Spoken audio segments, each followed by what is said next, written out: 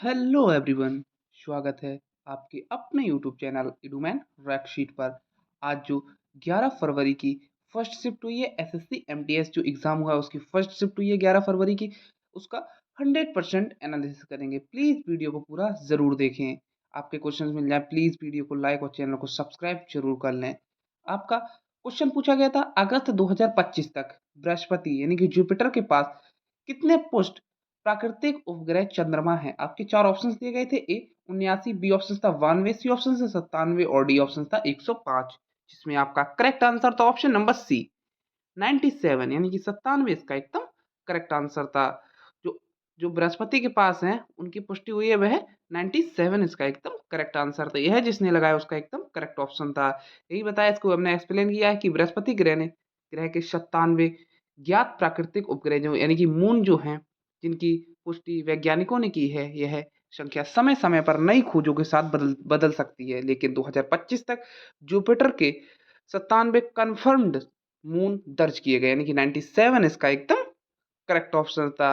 अगला आपका क्वेश्चन पूछा गया था, सांची स्तूप के शिल्प मुख्य रूप से क्या चित्रित करते हैं। आपके चार ऑप्शंस दिए गए थे। ए रामायण के दृश्य, बी ऑप्शन था बुद्ध के जीवन और जातक कथाओं के दृश्य, सी ऑप्शन था हिंदू देवी देवता और डी ऑप्शन था अशोक का शाही दरबार, जिसमें आपका करेक्ट आंसर था ऑप्शन नंबर वी यानी कि बुद्ध के जीवन और जातक कथाओं के दृश्य को सांची स्तूप जो शिल्प है मुख्य रूप से चित्रित करते हैं। ऑप्शन नंबर 20 का एकदम करेक्ट ऑप्शन था।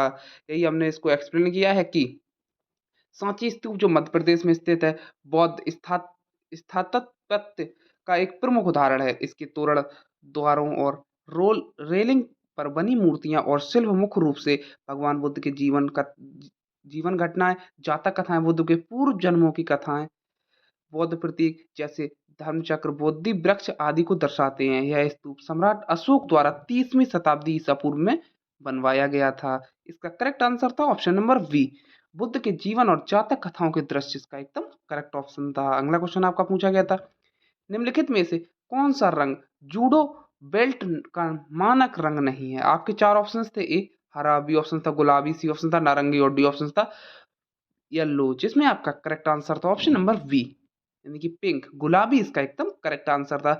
जो जूटो बेल्ट का मानक रंग नहीं है, गुलाबी इसका एकदम करेक्ट आंसर था। यही हमने उसको एक्सप्लेन किया है कि जूडो में खिलाड़ियों की जूडो में खिलाड़ियों की योग्यता के अनुसार अलग अलग बेल्ट रंग होते हैं, जैसे सफेद यानी कि व्हाइट भी हो सकता है, पीला येलो होता है, नारंगी यानी कि ऑरेंज होता है, ग्रीन हरा होता है, नीला ब्लू होता है, ब्लू ब्राउन होता है और काला यानी कि ब्लैक भी होता है। लेकिन गुलाबी जो यह जूडो बेल्ट का मानक रंग नहीं है, पिंक इसका एकदम करेक्ट आंसर था। यह जिसने लगाया उसका एकदम करेक्ट आंसर था।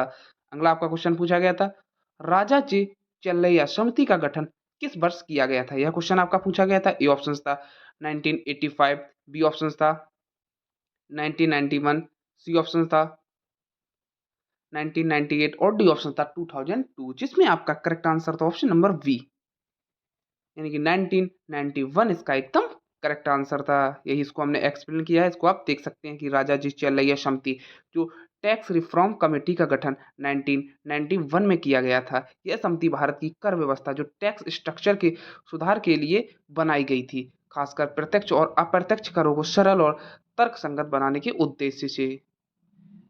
अगला आपका क्वेश्चन पूछा गया था, 1932 में जे चैडविक के एक उप परमाणु की खोज किस पर कोई आवेश नहीं था। अगला आपका क्वेश्चन था कि 1932 में जे चैडविक जो जेम्स चैडविक ने एक उप परमाणु कण की खोज की थी, जिस पर कोई आवेश नहीं था और जिसका द्रव्यमान प्रोटॉन के बराबर था, किसे कहा जाता था। आपके चार ऑप्शंस थे। ए प्रोटॉन, बी ऑप्शन था इलेक्ट्रॉन, सी ऑप्शन था न्यूट्रॉन और डी ऑप्शन था अल्फा कण, जिसमें आपका करेक्ट आंसर था ऑप्शन नंबर सी न्यूट्रॉन इसका एकदम करेक्ट आंसर था। ऑप्शन नंबर सी इसका एकदम करेक्ट ऑप्शन था। यही हमने इसको बताया, यही हमने समझाया है कि 1932 में जेम्स चैडविक ने न्यूट्रॉन की खोज की थी। इस पर कोई विद्युत आवेश नहीं, न्यूट्रल चार्ज नहीं होता, जिसका द्रव्यमान लगभग प्रोटॉन के बराबर होता है। यह परमाणु के नाभिक यानी कि न्यूक्लियस में पाया जाता है। यही बताया कि प्रोटॉन पे प्लस आवेश होता है, इलेक्ट्रॉन पर माइनस आवेश होता है और न्यूट्रॉन होता है उस पर कोई आवेश नहीं होता है।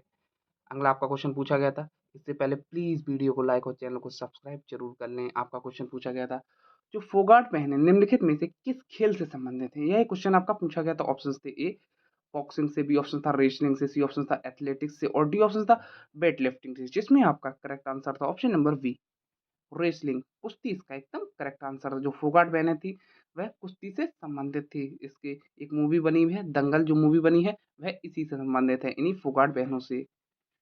यही हमने आपको समझाया है कि फोगाट बहनें जो गीता फोगाट, बबीता फोगाट, विनेश फोगाट आदि भारत की प्रसिद्ध महिला पहलवान यानी कि रेसलर है। इन्होंने अंतर्राष्ट्रीय स्तर पर भारत का प्रतिनिधित्व किया और कई पदक जीते हैं। अगला क्वेश्चन आपका पूछा गया था लार्ड खान मंदिर कहाँ स्थित है? यह क्वेश्चन आपका पूछा गया था। चार ऑप्शंस थे ए बादामी कर्नाटक, बी ऑप्शन था एहुल कर्नाटक, सी ऑप्शन था हम्पी कर्नाटक और डी ऑप्शन था भुवनेश्वर उड़ीसा, जिसमें आपका करेक्ट आंसर था option number B Aihole Karnataka इसका एकदम करेक्ट आंसर था, जहां लॉर्ड खान मंदिर स्थित है। एहोल कर्नाटक इसका एकदम करेक्ट ऑप्शन था। यही हमने आपको बताया है आगे कि इसको कि लॉर्ड खान मंदिर कर्नाटक के एहोल में स्थित है। यह मंदिर चालुक्य वंश के काल में 5वीं 6ठी शताब्दी में बनाया गया था। एहोल को भारतीय मंदिर का वास्तुकला का प्रयोगशाला यानी जो cradle of Indian temple architecture भी कहा जाता है लॉर्ड खान मंदिर, जो ऐहोल में स्थित है। अगला क्वेश्चन आपका पूछा गया था भारत की 7वीं पंचवर्षीय योजना किस वर्ष शुरू हुई थी? चार ऑप्शन थे ए 1980, बी ऑप्शन था 1985, सी ऑप्शन था 1990, सी और डी ऑप्शन था 1992, जिसमें आपका करेक्ट आंसर था ऑप्शन नंबर बी 1985 इसका एकदम करेक्ट आंसर। जो 7वीं पंचवर्षीय योजना शुरू हुई थी 1985 से। ये हमने आपको बताया है कि भारत की 7वीं पंचवर्षीय योजना 1985 से 1990 तक चली। इस योजना का मुख्य उद्देश्य था उत्पादकता बढ़ाना, रोजगार सृजन और आत्मनिर्भरता। उस समय भारत के प्रधानमंत्री जो थे वह थे राजीव गांधी जी। अगला क्वेश्चन आपका पूछा गया था। इससे पहले प्लीज वीडियो को लाइक और चैनल को सब्सक्राइब जरूर कर लें। आपका क्वेश्चन था चंद्रमा किस बल के कारण पृथ्वी के चारों ओर चक्कर लगाता है? चार ऑप्शन थे ए घर्षण बल के कारण, बी ऑप्शन था चुंबकीय बल के कारण, सी ऑप्शन था गुरुत्वाकर्षण के बल के कारण और डी ऑप्शन था नाभिकीय बल के कारण, जिसमें आपका करेक्ट आंसर था ऑप्शन नंबर सी गुरुत्वाकर्षण बल। जो ग्रेविटेशनल फोर्स होता है यह इसका एकदम करेक्ट आंसर होता है। इसी कारण जो चंद्रमा होता है वह पृथ्वी के चारों ओर चक्कर लगाता है। ग्रेविटेशनल फोर्स इसका एकदम करेक्ट आंसर था। यही बताया है कि पृथ्वी और चंद्रमा के बीच गुरुत्वाकर्षण बल यानी ग्रेविटेशनल फोर्स कार्य करता है। यह वह यह बल चंद्रमा को पृथ्वी के चारों ओर कक्षा यानी जो ऑर्बिट में बनाए रखता है। न्यूटन के गुरुत्वाकर्षण के नियम के अनुसार हर दो पिंड एक दूसरे को आकर्षित करते हैं। अगला आपका क्वेश्चन पूछा गया था निम्नलिखित में से कौन सा एसिटिक अम्ल जो एसिटिक एसिड का एक प्राकृतिक स्रोत है? यह क्वेश्चन आपका पूछा गया था। ऑप्शन थे ए नींबू, बी ऑप्शन था सिरका, सी ऑप्शन था दूध और डी ऑप्शन था संतरा, जिसमें आपका करेक्ट आंसर था ऑप्शन नंबर बी विनेगर। इसका एकदम करेक्ट आंसर था विनेगर, सिरका इसका एकदम करेक्ट आंसर था। जो एसिटिक अम्ल का एक प्राकृतिक स्रोत है, ये हमने इसको एक्सप्लेन किया है कि एसिटिक एसिड जो CH3COOH त्रिके का एक मुख्य घटक होता है। विनेगर में लगभग 4 से 8% एसिटिक एसिड पाया जाता है। लेमन और ऑरेंज में मुख्यतः सिट्रिक एसिड होता है। मिल्क में लैक्टिक एसिड पाया जाता है।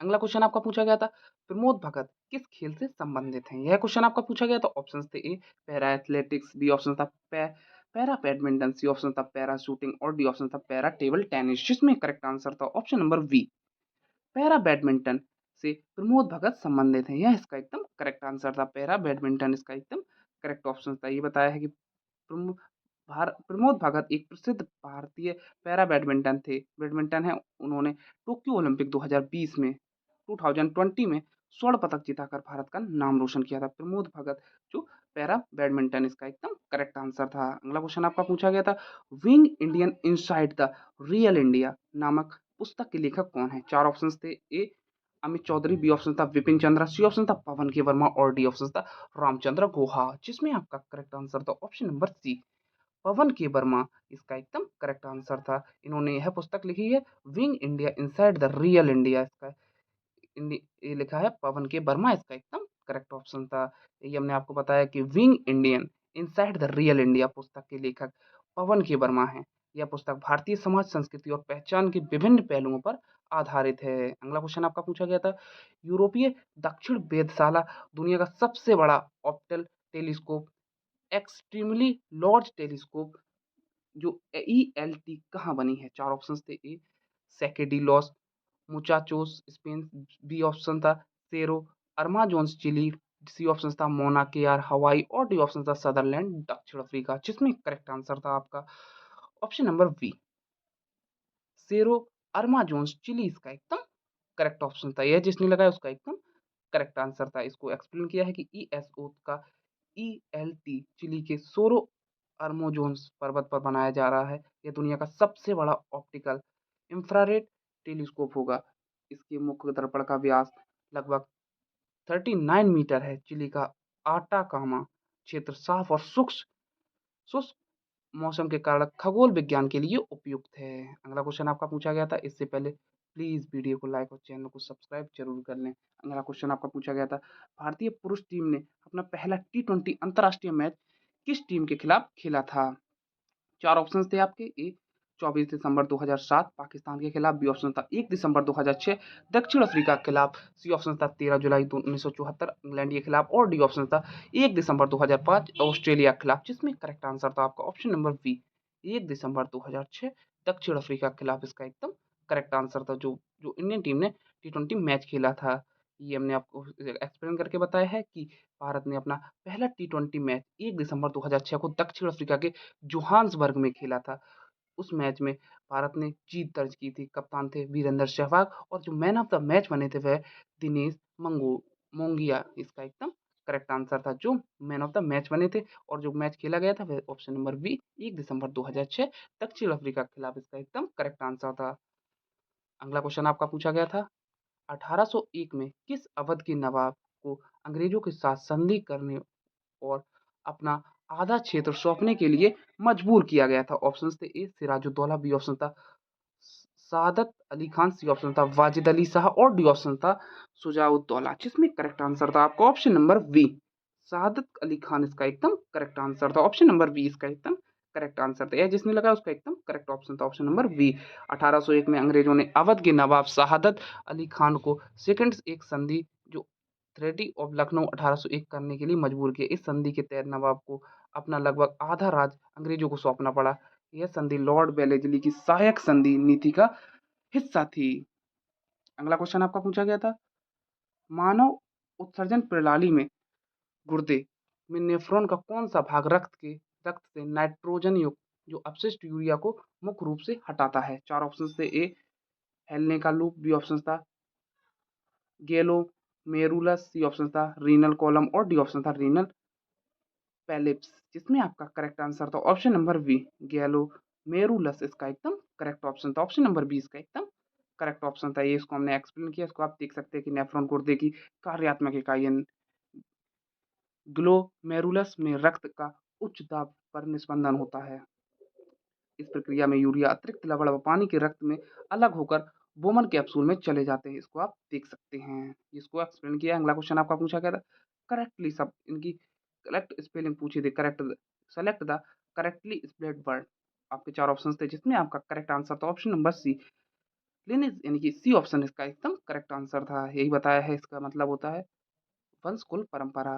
अगला क्वेश्चन आपका पूछा गया था, 1801 की सहायक संधि का भुगतान करने में विफल रहने पर किस भारतीय राज्य को अपनी आधी से अधिक भूमि ईस्ट इंडिया कंपनी को सौंपने के लिए मजबूर किया गया था? चार ऑप्शन थे। ए हैदराबाद, बी ऑप्शन था अवध, सी ऑप्शन था मैसूर और डी ऑप्शन था मराठा, जिसमें करेक्ट आंसर था आपका ऑप्शन नंबर बी, अवध इसका एकदम करेक्ट आंसर था। इसका हमने एक्सप्लेन किया। इसको आप देख सकते हैं। अगला क्वेश्चन आपका पूछा गया था, लॉयन एंड पीकॉक नृत्य किस मोनपा जनजाति द्वारा सद्भाव और सह अस्तित्व के माध्यम से समृद्धि का प्रतीक माना जाता है? किस भारतीय राज्य का प्रसिद्ध लोक नृत्य? ऑप्शन थे। ए असम, बी ऑप्शन था अरुणाचल प्रदेश, सी ऑप्शन था सिक्किम और डी ऑप्शन था नागालैंड, जिसमें करेक्ट आंसर था option number B, Arunachal Pradesh इसका एकदम करेक्ट आंसर था। यह जिसने लगा उसका एकदम करेक्ट आंसर था। इसको हमने एक्सप्लेन किया। मोनपा जनजाति मुख्य रूप से अरुणाचल प्रदेश में निवास करती है।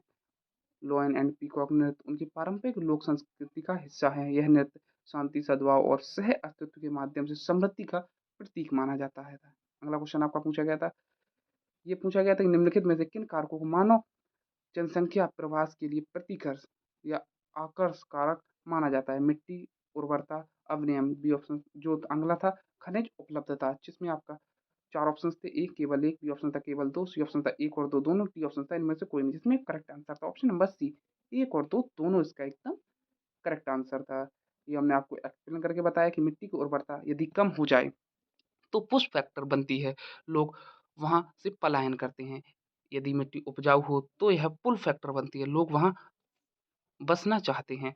और खनिजों की उपलब्धता उद्योग और रोजगार के अवसर पैदा करती है, जो एक मजबूत पुल फैक्टर है। अगला क्वेश्चन आपका पूछा गया था, डाल्टन के परमाणु सिद्धांत के संदर्भ में निम्नलिखित में से कथनों में से कौन सा सही है? ऑप्शन थे, ए जो थे परमाणु पदार्थ का सबसे छोटा और अविभाज्य कण, बी ऑप्शन था रासायनिक प्रतिक्रिया में परमाणुओं को बनाया या नष्ट नहीं किया जा सकता। ऑप्शंस थे, ए केवल 1, बी ऑप्शन था केवल 2, सी ऑप्शन था 1 और 2 दोनों, सी ऑप्शन डी ऑप्शन था ना तो 1 ना तो 2, जिसमें करेक्ट आंसर था ऑप्शन नंबर सी, 1 और 2 दोनों इसका एकदम करेक्ट आंसर था। ये इसका एकदम करेक्ट आंसर था, दोनों सही हैं। इसको हमने एक्सप्लेन किया है कि डाल्टन के अनुसार परमाणु पदार्थ का सबसे छोटा और अविभाज्य कण है। उन्होंने यह भी कहा कि रासायनिक अपक्रियाओं में परमाणु ना तो बनते ना ही नष्ट होते, केवल उनका पुनर्विन्यास होता है। लगभग सारे क्वेश्चन कंप्लीट हो चुके हैं जो हमें मिल सके हैं। जितने क्वेश्चन मिले उनका हमने 100% एनालिसिस किया है। इसके लिए प्लीज़ वीडियो को लाइक और चैनल को सब्सक्राइब जरूर कर दें। Thank you.